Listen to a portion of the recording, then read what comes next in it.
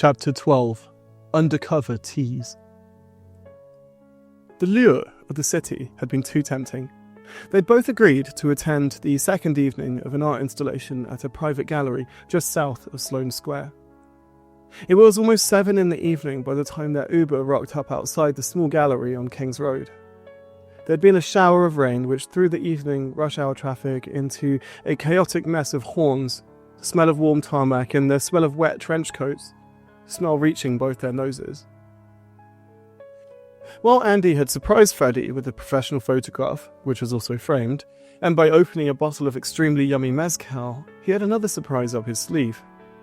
Back at his flat, he had left Freddy outside in the garden for far longer than he'd intended to, for a very good reason. He wasn't just searching for a photograph, but also searching for a pair of provocative underwear that he could tease Freddy with. While he knew that he liked the photograph of him in a jockstrap, he also knew that he was a fan of briefs and thongs. He was certain that he could find a time and a place to tease Freddy by showing him what he was wearing under his outfit. And, upon both deciding to attend the art gallery opening, it appeared that sometime during the event would be the best time. He picked a pair of yellow thongs, not his usual colour, but he had chosen them carefully so he could take photos of them in the bathroom or somewhere during the course of the evening.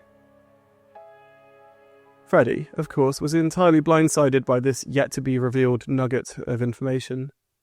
Andy had purposefully curated how their interaction would go from the very second they'd met up earlier that day outside Bishop's in Fulham. The moment he had seen Freddy's bike, he had switched his brain from weak development rower to would-be boyfriend who wants to take him on a damn good date he'd always remember fondly. Not that he was presumptuous in any of this. He figured that London was always going to be a disappointment, however you tried to frame any situation to yourself, be it good or bad. He might as well outdo himself and go all out to see whether Freddy was the one or not. From a less pragmatic standpoint, he had chosen variety and resilience over resignation. A city can do that to you. The many failures and letdowns can eventually become a bastion from which you fight your best battles. Fighting from a strong vantage point of strength built from the many hits you've taken over the years. His photography portrayed this resilience openly, though he was less sure about things in his material day-to-day life. That was one of the reasons he sometimes decided to go into something with all his energy. It was the reason he tried hard in new situations. Freddy was one of those. He seemed fantastic, from what he could tell of him anyway. He looked over at him just before they both got out of the car. "Freddy, you're cool with this, right? If it's not your kind of art exhibition, we can go to a bar nearby. Thomas Cubitt has some music on tonight. It's in Belgravia." He smiled when he responded, placing his hand briefly on his thigh, making his cock throb slightly. It was hard not to be turned on, especially with the underwear he was wearing. He was certain Freddy was doing it on purpose to get him excited. "Nah, it's fine, honestly.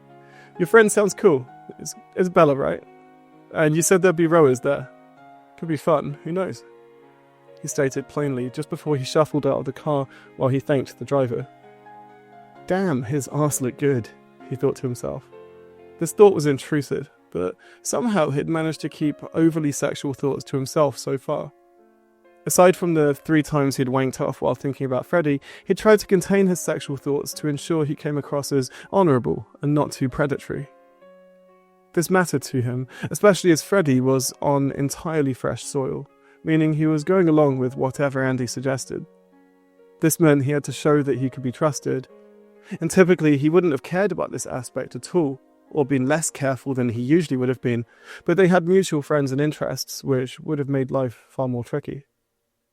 This was in direct contrast to most London boys and girls, most of whom could easily be replicated 20 or 30 times in various new forms and personalities ad infinitum,